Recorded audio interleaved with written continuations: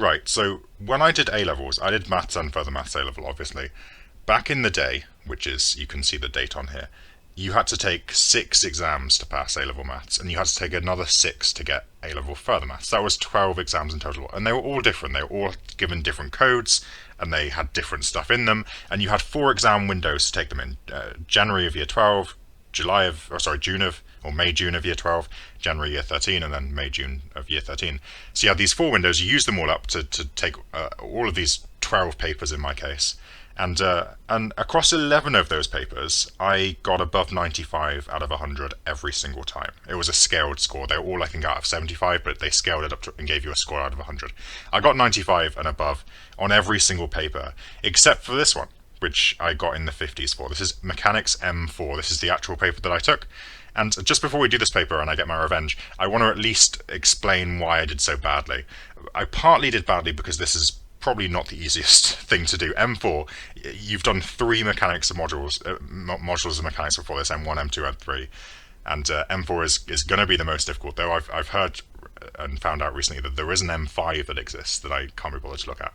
But M4 is bound to be difficult because it's the 4th one. Like, you've done a lot of mechanics before this.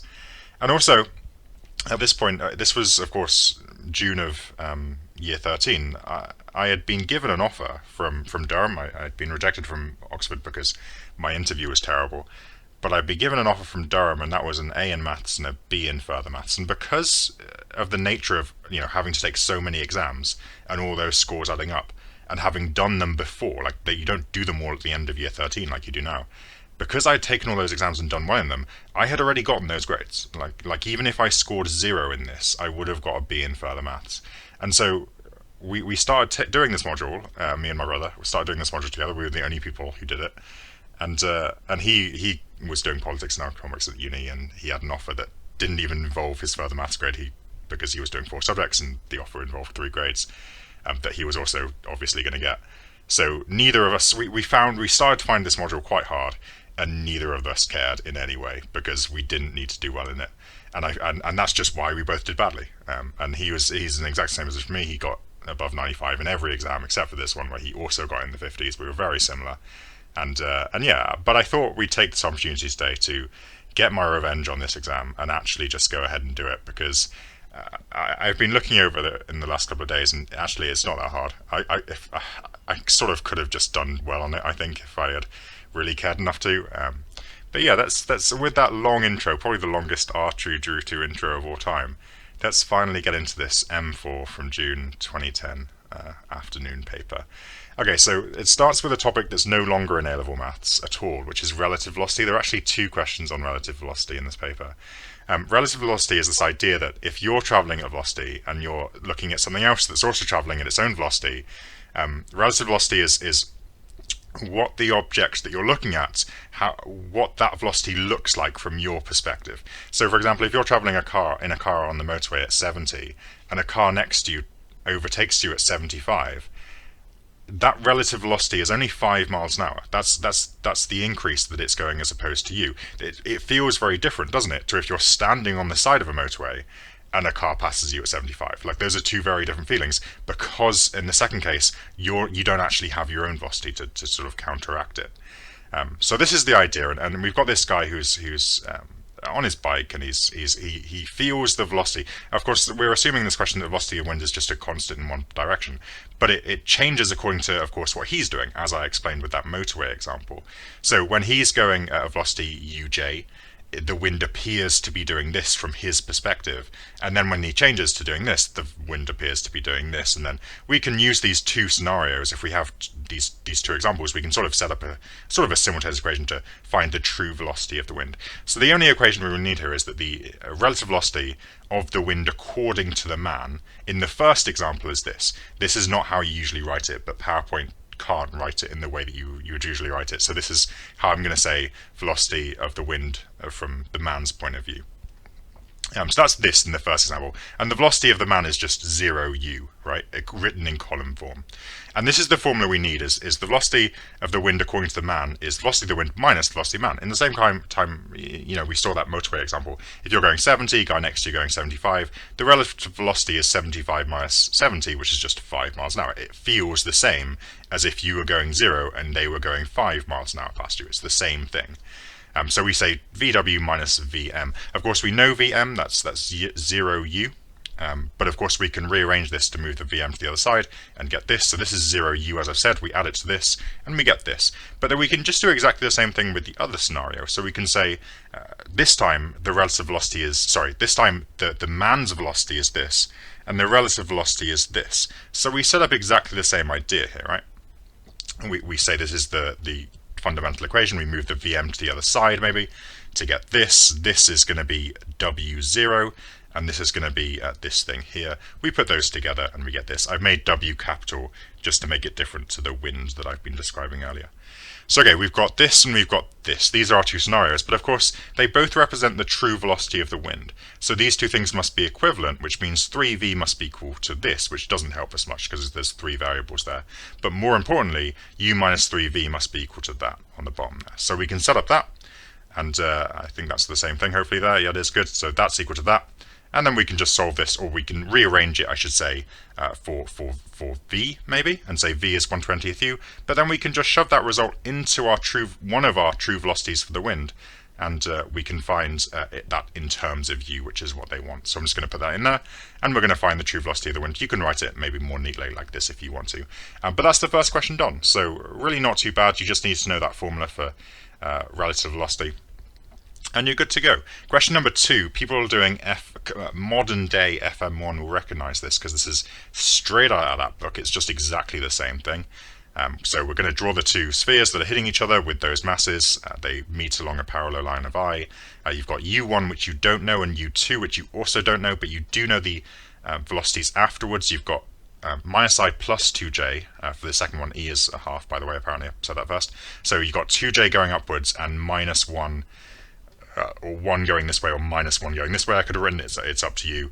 And you do the same thing here, right? I and j means 1 up and 1 across for that second one. So this is before here, and then this is afterwards. Now, importantly, if the centers meet like this, the vertical components of velocity are preserved. So these velocities are actually 2 up and 1 up, and all I really need to know is what the horizontal component was beforehand, which I'll call u and v. And to do this exactly the same as modern day FM1, you set up an equation to do with the conservation of momentum, you set up an equation to do with E, and then you solve those two things simultaneously. So conservation of momentum horizontally means that beforehand it was 0.3 times u plus 0.6 times v. Maybe u and v are negative, I don't really know, I don't care at this point. I do care that this is negative because that's going in the wrong direction, of course, so I could have drawn it this way with a minus 1, or I just say it's minus 1 there, and then 0.6 times 1, so that's horizontal conservation of momentum there. You can times everything by 10 and sort it out and you get this. And now to do with E, speed of separation divided by speed of approach is E. Speed of separation is 1 minus minus 1, and speed of approach is u minus v. And that equals E, which is a half. That's 2 times the half across makes 4, and so 4 is equal to u minus v. We can solve this. I think I times this one by 3 and added, I presume. What did I do here? No, I didn't. I times this one by 3 and took away, of course. Yeah, times by 3 and take away. That'll get it. That'll be the ticket. V is minus 1, and then, of course, you do the same thing for u. Or you put u into there, and you get 3 minus minus 1 is 4, so u is 3. And we have our two components, or two velocities, and that's good. After the collision, T goes on to collide with a smooth vertical wall. So after the collision, this velocity was 1, 1. So this one is 1, 1, so that goes into a wall like 1, 1, and then it will bounce off like this, of course. The coefficient of restitution is this time is actually still a half still, and it says find the angle for which it's changed to collision. So we can just use the fact that in this case the vertical components will be preserved. So this has vertical component 1 going into the wall, it still has vertical component 1 going out. The angle here is of course 45, I'll use that later on because of course this is just an isosceles triangle, isn't it? 1, 1, So 45, 45, yep. And then this here is going to be, again, speed of separation equal over speed of approach is e, means speed of separation, which is this speed of separation away from the wall, equals e times speed of approach. E times speed of approach. If it's just 1, that's just the horizontal distance into here, or horizontal component into here. So this is just going to be a half, right? So it's just a half times 1, e times the original 1, so that's just going to be a half. And of course, we can find this angle by doing tan inverse of a half over 1, which is this. And now it's asking me for the direction which t is deflected, and what that means is the way that they want you to do that angle is, if this is 45 here, as I've said, just by vertically opposite, sorry, not vertically opposite, yeah, vertically opposite angles, this one is also 45, just because this is a straight line there, so that one's 45, and the motion of deflection is from here all the way around to here, so it was going this direction, now it's going over here, so it's just 45 plus 26.6, and we get this angle here. And then find the loss in kinetic energy. So kinetic energy is a half mv squared. So we have a half times m, I think we're just going to call, oh no, sorry, m we do know is 0.6, don't we? So that's from there. So it's a half times m times, now the velocity, the speed of this is just 1 squared plus 1 squared, which is root 2. And the speed of that is 1 squared plus a half squared, which I believe is 5 over 4 rooted, which is 5 over root 5 over 2. So our loss in kinetic energy is a half m times this squared minus a half m times this squared, where m is 0.6. And we'll just type that into a calculator, and we'll get, or you can do it properly, and you'll get an answer there, which is good. So I'm hoping I got most of those first 2 questions right, because they're not too hard. Question 3 is another relative velocity question. A slightly different idea. You've got 2 ships, and they're 8 kilometers apart. And ship A is traveling due north at constant speed of 10, and ship B is traveling at a speed of 6. You don't know exactly what direction it is. The question is, find the direction such that it passes as close by A, which is also moving upwards like this, as possible. So we need to find a direction that makes those 2 things go as close to as possible as they can. Now, you don't really want to do the question like this. This is all about relative velocity, because what you want to do is you want to imagine you're just a guy sitting on boat A, right? And you want to think about what the situation looks from there. If you're, let's just say that B wasn't going anywhere for a second, and you're on boat A and you're traveling 10 kilometers per hour north. What it looks like is happening to your perspective is it looks like B is just traveling 10 kilometers per hour south, right? Ignore the waves moving and the sound of the engines. Just in terms of movement, you going 10 kilometers north and B staying still is the same as you staying still and B going 10 kilometers south. So that's what we'll do. We'll pretend A is still and just send B 10 kilometers south instead, right? You can also look at it from the formula here. Relative velocity of B from A is V of B. Have I worded this well? I don't really care. But let's just pretend B is going down, or south, I should say, really, at 10 kilometers per hour, and then is going 6 in some direction from there. And we want it to get as close to A, which we're now pretending is stationary. And that's kind of the idea in this question. And you can see the formula tells me to do this, right? It tells me to go minus V of A is this direction, right? V of A is up here, so minus V of A is down here, and then plus VB. So you can see this is minus VA plus VB, minus VA plus VB. And that's kind of our relative velocity. And it will get us to a line going around here. And of course, this circle represents all the places that B could sort of end up, maybe each hour, if it's going 10 and then 6, right? It could go 10 down, but simultaneously somehow be going 6 up, and then it will just relatively end up just being 4 down, right? Or it could go this way and then up here, or out here, and so on. And this line represents kind of where we would end up if we did this, right? If we went at this angle, we would be at points on this line, because sometimes maybe we'd only do it for a little bit and then go up straight away, but we'd end up somewhere on this line. And then of course the closest point A is the one that makes a right angle here. Now, and so our closest point of the time when we'd be close together, or the distance that we get as close as possible, is this distance here, right? Because we'd end up on this line, and we get this closest distance. Now, that might not be the best thing to do. Maybe going 6 this way would be better, except it's kind of clearly not. It seems like that would be a longer intercept. It would have a much earlier notice. You just go 10, or you go down for a bit and then up. In fact, you're not going down for a bit then up, are you? You're kind of doing both of these simultaneously to end up going along these lines. I think you know what I'm talking about. But this intercept looks a bit longer. Now, the best thing you can do is you can meet this intercept line at 90 degrees, right? So notice how this line here doesn't meet this you're not, once you break the components down, you're not meeting your line at 90 degrees in your second component. That it just turns out the best way to do it is to meet it at 90 degrees. Right? I mean, this always meets 90 degrees, obviously, because that's the shortest distance, but you want to meet this line at 90 as well. And that's just something that comes up in these questions every single time. So, okay, this is the situation we should be aiming for. But of course, because you've got 90 degrees, this is not tough, because you can just say, well, okay, well, this angle here is just cos inverse of 6/10. Clearly, just doing some Socrates, opposite adjacent, that's this angle here, so this is 53, and of course that represents this angle here if this is straight north, because there's north there, isn't there? So of course the bearing that this should go on is just 360 take away 53, right? And you get your answer here. So bearing is always 3 digits. Find the shortest distance. Well, again, this distance here is 8, remember, from the original picture. This needs to be a right angle, right? This needs to be a right angle here, just to get rid of that. I haven't animated it in, apparently. But if that's 53, then that's 90 minus 53. But this is 90 minus 53, because that's there, which makes that 53. And then this will just be 8 sine 53, and you have your answer there. And so the shortest distance here is 6.4 kilometers. And then finally, which I haven't written here, but I've put it down there. And then finally, by the way, I've put speeds in red and distances in black, just in case you were wondering what that was on about. But finally, find the time when the ships are closest. Well, essentially, how long does the ship take to get to here? Well, speed is distance over time, which I could write as time is distance over speed. Now, the distance from here to here is 4.8, because it's 8 squared minus 6.4 squared square rooted, which is 4.8. And the speed you're going, if you're going 10 down, 6 up like this with a right angle there, 10 squared minus 6 squared is 8 squared. So the speed you're going along this line is 8. The right angle makes that super easy to find out. And the distance is 4.8, so distance over speed is 4.8 over 8, which is 0.6. That's, of course, is in decimal, so just times by 60 to get the minutes, which is 36. And that's the original time of 12 to get 12:36, and that will be our answer. Good. Question number 4. So it's about a particle being projected upwards. Now, the only forces acting on this particle, of course, are going to be the weight, or force due to gravity, which is, of course, going to be mg. But you've also got this air resistance force, which will also be acting downwards because you've projected it upwards. So, okay, we've also got this force here. So this is all we've got here, just a very small force diagram. Show the particle reaches the greatest height after this. Now, this is a tan inverse thing, and I can also see some fractions down here. Now, what does that remind me a lot of?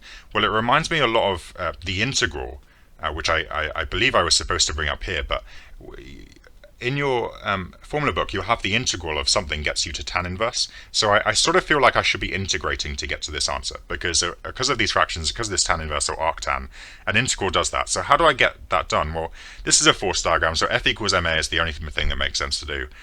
Now, none of this is in terms of position, all right? So that's a bit confusing. But I think we can write A as, instead of being I think we can just write it as dv by dt, because, and I've just put the forces in here, so it's minus this minus that equals ma. Of course, all the m's are going to cancel. This is the integral that I was thinking about in my head, was this integral here. So it feels like I need to get something of this form and then integrate it for my answer. Now, F equals ma leads to this. Now, A, I think I can write as dv by dt, right? Because when you differentiate velocity, you get acceleration. And this seems to make a lot of sense to do, because now I can put the dt over here, put all the v's over here somewhere, and I've got a v squared there. So this is already, I think this is looking hopeful. Factorize out the mg. Of course, the m's will cancel at some point when I can be bothered to do that. You get this, I believe, if you bring out a minus mg. Now this, I think I can divide over here to get v's on one side, t's on the other. There are no t's, but that's okay. Times this fraction by k squared over k squared, and we get this. And this is looking very good, right? This is looking very much like this, so I'm pretty happy. Just need to integrate both sides.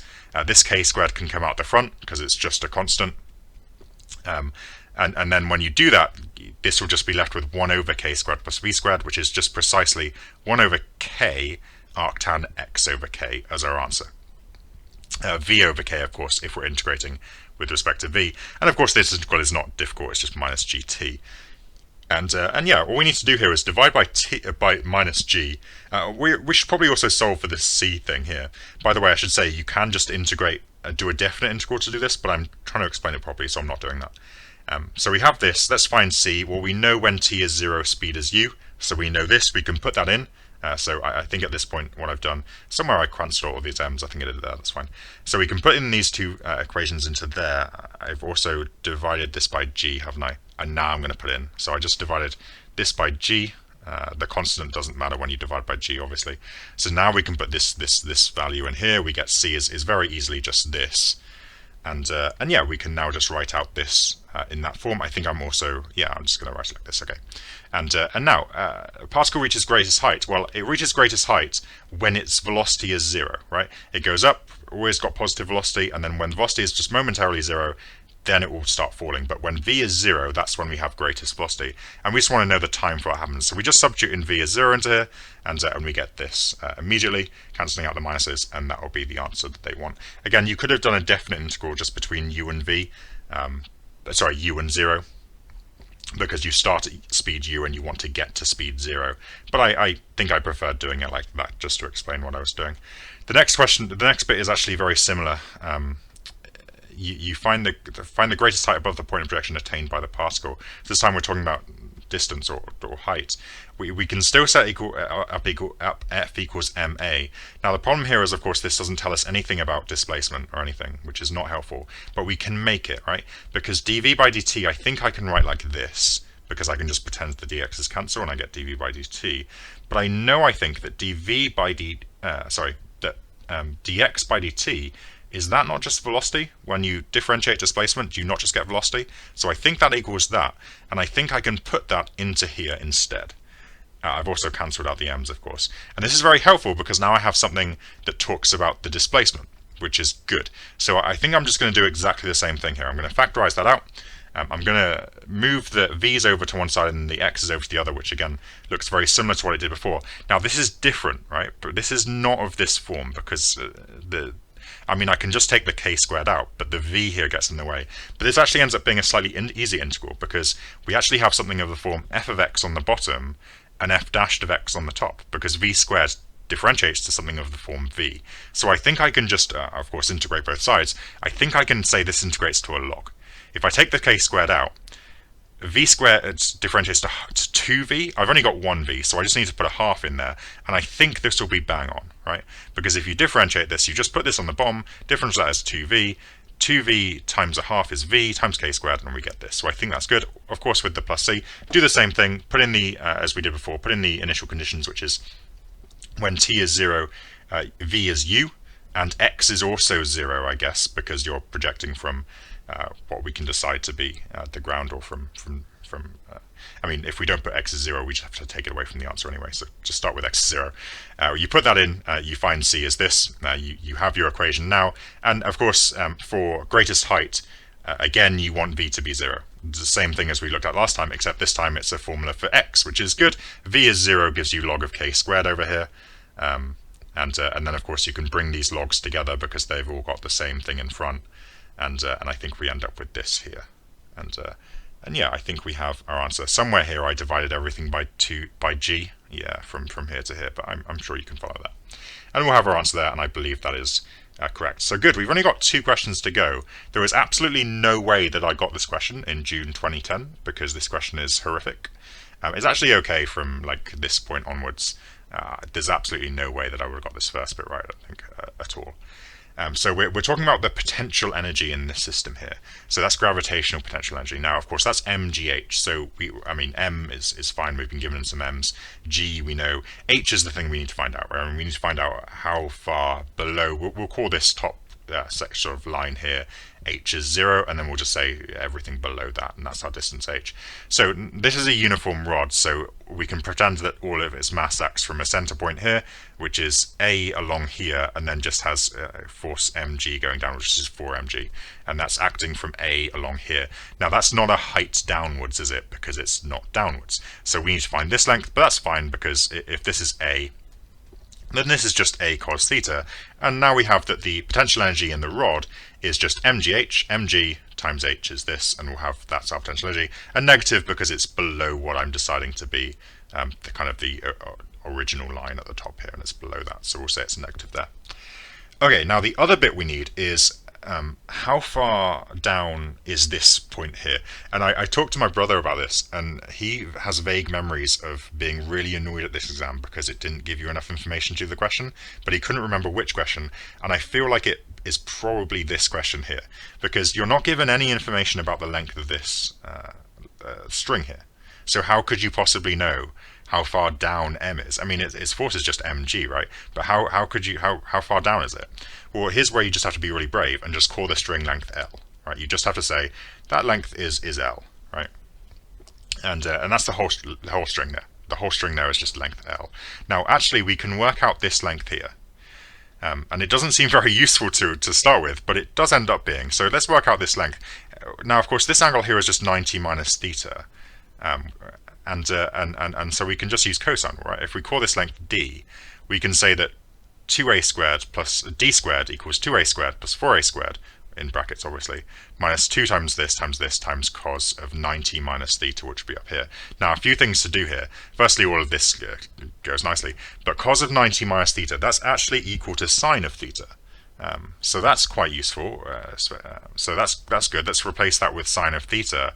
And of course, these all become this, which actually go together. And you can factorize out of 4a squared if you want to from here. So I made that into 20, and then factorize out of 4 to leave just 5 with no a squares left over. And as soon as you see this, you realize you've done the right thing, because of Crestally, when you square root it, you get this, which is bang on, right? It's bang on what they've got down here.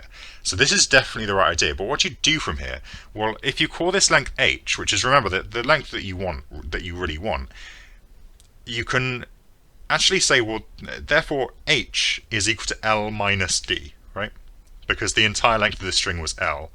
And so h is equal to L minus this thing here. How is that helpful? Well, okay, the gravitational potential energy now of this is just mgh, so it's mg times all of this.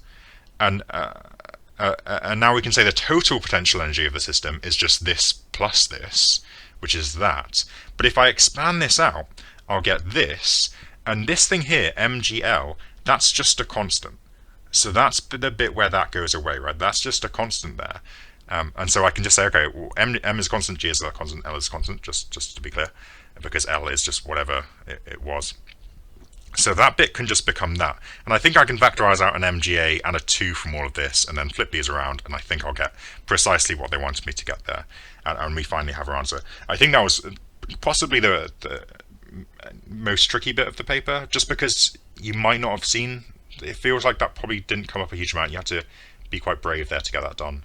But anyway, next bit is fairly standard. Finds the position of equilibrium. Equilibrium is when, I'll call this PE. The equilibrium is when d by d theta is 0. This is a standard result that came up in M4 a lot. So we're just going to take our expression for the potential energy, which is this, differentiate it and set it to 0. Of course, the constant goes away when we differentiate. I've written this in terms of powers just because it's easier to differentiate. If I do that and I get this, so this differentiated as a half in the front, take 1 away from that, and then times by the derivative of this, just using chain rule, which is minus 4 cos theta. This differentiates to minus sine, which becomes a plus, and the k, of course, the constant goes away. So that's that, and we just set that to be 0 to find an equilibrium point. Of course, 2mga can't be 0, so that's fine. We can just ignore that. We can just say that this thing needs to be 0, and we try and solve this. Now, this isn't the easiest thing to solve, but in fact, we're not actually trying to solve it, are we? We're just trying to show that this is true. So we're just trying to rearrange this to be this. That's not too bad. I think what I did was I just wrote this back in surd form because it's easier to deal with, maybe.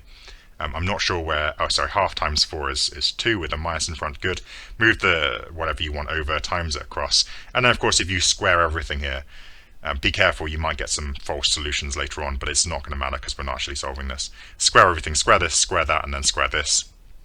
It's a product, so you're allowed to do that. You get this and then just expand out, replace the cos squared with the 1 minus sine squared, and you should end up with exactly the answer that they wanted you to get. And then it says, given that theta is pi over 6 corresponds to a position of equilibrium, you can substitute pi over 6 into here if you want to and see that it does equal 0, so this is fine. Determinate stability, again, this is a very standard M4 thing. You just have to differentiate again. If it's greater than 0, then it's stable, and if it's less than 0, then it's unstable. Is what I was going to write there. Of course, this is the derivative I was just dealing with, so we just derive that again. Just be careful here. This is a product of thetas, right? 2 functions with theta, so we have to differentiate via product rule here. So differentiate that one for have I done that first? No, I've differentiated this one first, apparently, for minus 3 over 2, and then a half times 2 is just, or minus a half times minus 2 is positive 1 there, so that's where that's happened, times again by minus 4 cos theta, because that's the differential of the inside here, and then plus derive that for a minus sign, which becomes plus sign, and then keep this one the same, and then that derives to a cos, and yeah, we just shove in pi over 6. If this is really nice non-calculator practice if you want to do it, because you can totally do this without a calculator, because of course those are just cos and sines, and pi over 6 it just leads to some nice number stuff which you can practice. Eventually you just get that this entire bracket is equal to root 3, and of course that's positive, so the thing is stable, and we have our answer there. Only one more question to go then, which is question number 6. Again, it looks fairly similar to something you would do in modern day FM1, because it's about springs and modulus of elasticities and things like that, which is an FM1. I don't think that this stuff is, I mean, actually, all that this is from, I mean, all that question C is modern day core pure 1, just solving a differential equation, so that's not tricky. But I think, and I think this you could be expected to do in modern day FM1. Feels like getting from here to here and creating this, probably not something you would do nowadays, but maybe, I don't know. So okay, what we have a picture here. We've got A and B. We've got a distance between them of 4a. We've got 2 springs. You can see that I really cared when I was drawing this spring to make it look like a good spring, and then I completely lost interest on that spring. But those are 2 springs connected to a mass m, which is a particle, so not taking up any distance, even though it looks like it does in my picture. And of course we're going to have the tension in the springs is equal to this, where x is the extension. Now let's just call this distance from here to here x, to the mass. Now the natural length of both of these springs, I believe, is a.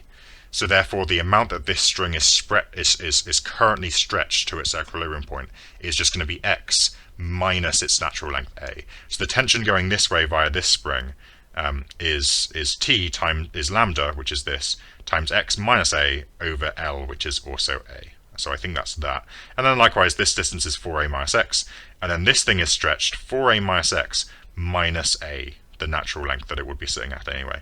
So this is going to be lambda, which is actually different, it's mg this time, times 4a minus x minus a all over a. And we'll have that there, I think. Of course, if this thing is in equilibrium, those 2 forces are equal, so we set them equal, a lot of stuff immediately cancels, and you just end up with something fairly simple to solve, and you have your answer just there. So fairly nice 4 marks that I think you can pick up as long as you know this formula. Not too hard there. Next part I think is the most difficult bit of the question. Is we've got this time. So just to explain this picture, you can see what's happened is the particle is now moved towards B and let go. So now of course it's going to follow some motion like this until it kind of maybe gets back into the middle if there's some kind of dampening effect, which there is here, resistance to motion. So it's going to go over here and then motion back like this. Now it's been moved slightly to the right, so the standard equilibrium position is probably roughly here, and that was 5/3 a, as we already saw. So what I'm going to do is I'm going to call the extra movement that it's moved across x. I've also got a tension formula here, which I'm now going to put an e there on, because I realized that I'm using 2 different x's now. X now doesn't represent the extension in the spring. X represents how much displacement is away from the equilibrium point. So right now it's this far away from the equilibrium point, x, and that's a displacement. So if it was over here, it would just be a minus number. But x is focusing on the displacement away from the equilibrium point, and xe represents the extension in the spring at any one time. So I've just sort of changed my notation there a little bit, unfortunately, just because I couldn't be bothered to redo the whole thing. Anyway, so this is the little displacement x there, and what forces do we have here? So I mean, the other thing I can say is, of course, if equilibrium is 5/3 a this way, then it's 7/3 that way, of course, because these things now add up to 4, which is what I want them to do. Okay, so what forces have we got here? Well, we've got a tension force going this way. Now let's be careful with this. Lambda is of course 2mg. Now what's the extension in this spring? Well, there's a few things to think through carefully here. It naturally sits at length a, so that doesn't matter. Its equilibrium point is 5/3 a, which is 2/3 away from its natural length. So its stretch currently, if it's at x over here, is going to be, it's naturally sits a, going to be 2/3 a to the equilibrium, and then another x to this position here.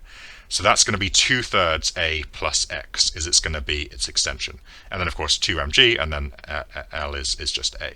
And likewise this direction, same kind of idea. This has natural length a, It's 7/3 a this way, so that's 4/3 a is it stretched to the equilibrium point, but then it's going backwards x here, because I'm just pretending x is in this direction. So that's going to be 4/3 a minus x, is it's going to be its stretch in that direction. Good, and now there's one more force here, which is the resistance to motion of magnitude. Now it's really tempting because, we moved this thing over here. So therefore, when you let it go, it's going to start going this way. So it's really tempting to write force magnitude of motion in this direction, because that's opposing the movement. But the initial condition doesn't really matter until we actually get to solving this, right?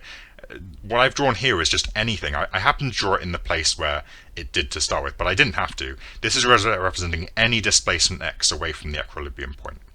So more to the point, where is the motion of magnitude? If this, I could have drawn this over here, in which case motion of magnitude by this way, or it might not, because of course it could be over here and still be going in this direction, right? When it passes the equilibrium point this way, it will still be going this way, and then the motion of magnitude will be going the other way.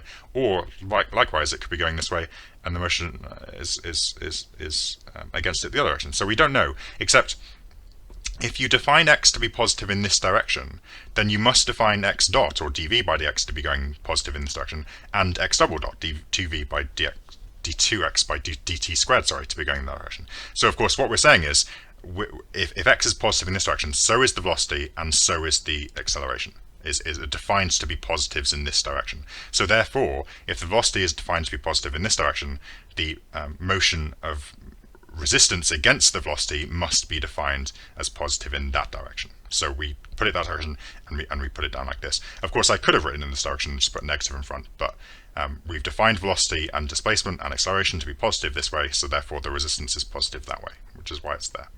And now we just need to set up F equals ma, as we've done a couple of times, except a isn't very helpful. What is helpful is writing a as d2x by dt squared. So we'll do that. We'll put in the force in, so it's going to be this minus the other two, because again we've defined x double dot, or dtx by dt squared, d2x by dt squared to be positive in this direction. So we'll say this is positive minus these two is equal to m times this. It's just from F equals ma.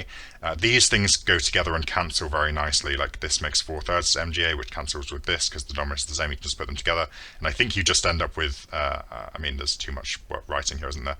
Minus this minus that makes minus 3gx over a. So that's just all that. These two bits cancel, as I've said. We can write v as dx by dt, which is where this is going to come from, so that's quite helpful. And then, of course, we can move these two things over to the other side, and we end up with what they wanted us to get. Because, just to explain just one more thing here, of course, this moves to the other side to become positive, but g over a, notice, is just omega squared. So I can replace that with omega squared, and we get what they wanted us to get. Good, and now it's just a core pure maths question. Modern, more core pure maths, we just need to solve this. Solve the auxiliary equation by writing down this is equal to 0. Just replacing these with m squares and m's and so on. Solve this. This factorizes straight away, actually. So m is either minus omega or minus 3 omega. That's got two real solutions, so the formula or the solution looks a bit like this. No sines or causes because there's no imaginary part. Okay, so that's fine. We can say when x is when t is 0, x is 0.5a was our initial condition. So that's the only time we've really used this, is just for the initial condition. We can substitute that in, and we'll get this. T is 0 just makes those go away, of course. Now, how do we get some more information here where we can differentiate this, right? We can find dx by dt, which is going to be this.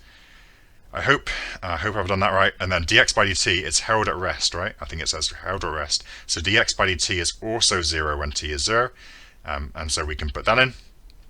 And we find this. We can, of course, divide by omega and divide by minus 1 to find this. We can do this, take away this, and we'll get that. And so b is that, and you can substitute back into the easiest one, which is this, and you can find a is that. And then you can substitute those back into, it's actually asking us for the velocity of the formula for this. So actually just substitute those back into there, and you'll have your answer. And I think that's the entire paper done. So yeah, I think I've sort of got my revenge on that a little bit. I sort of wish that I had maybe just got my head together a little bit and just done it properly at the time. But I guess it doesn't make a difference, does it? So yeah.